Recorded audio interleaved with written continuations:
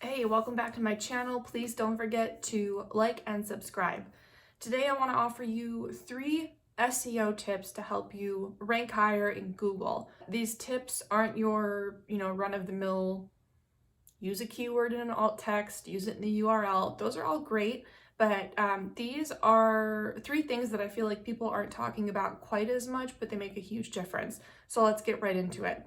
The first tip, write for the readers first and the algorithms second. I know that our inclination might be to focus solely on satisfying Google, and for a good reason. Of course, you want to make Google happy so that you can rank higher in search results. But when you prioritize satisfying the reader, you will make Google happy as a byproduct. Here's why. Google's #1 concern is customer experience, hands down. User experience, rather. Therefore, if you make the user happy, you're going to make Google happy, because all they want is for the user to find what they need, and they want them to find it quickly. Now, just to reiterate, this doesn't mean that things like keyword research and optimization don't matter. They do, but we need to do this on top of creating content that the reader is going to love. If you're not focused on providing an excellent user experience, you're not going to rank well, period. Our next point, you always want to satisfy user intent. This is kind of an extension of the first point, but user intent is something kind of specific, so that's why I want to explain this separately. When you write a blog, are you giving users exactly what they're searching for? If they click on your blog, are they going to quickly find what they need? This has to happen or you're not going to rank well. That is user intent. User intent is what the user intends to find when they type in a search query. How do you know exactly what they want to find?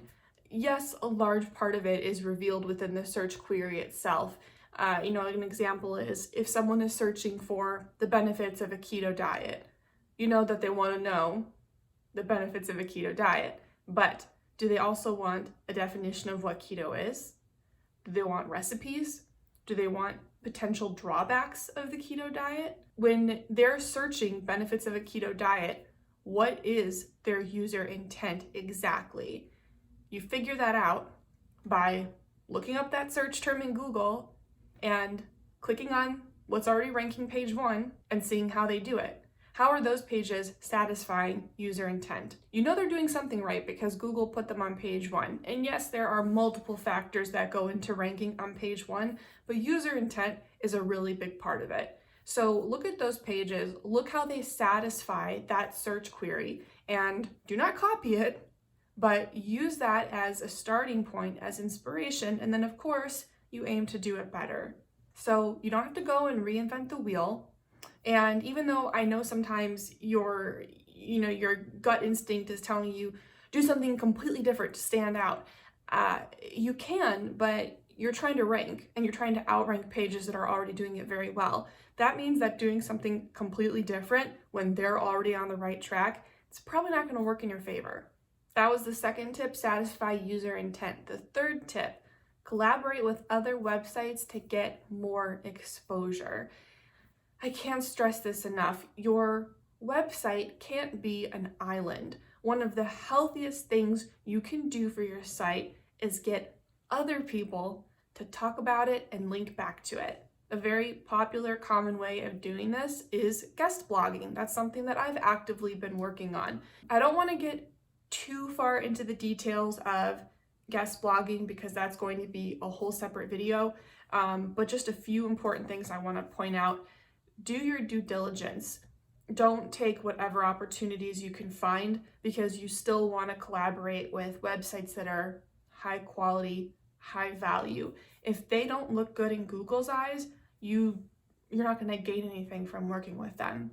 And the second thing you need to know, this is not purely about link building. Unfortunately, there are still services you can pay to buy backlinks, meaning links that go back to your website, as opposed to having to write a guest blog. These services are not reliable and Google does not like them.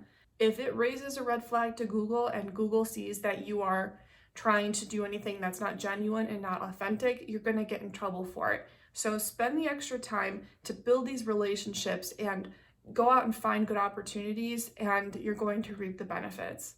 Always follow standard SEO tips, like having a keyword in the title in the first paragraph. All of those things are still helpful and they're still important. But also remember that your reader comes first.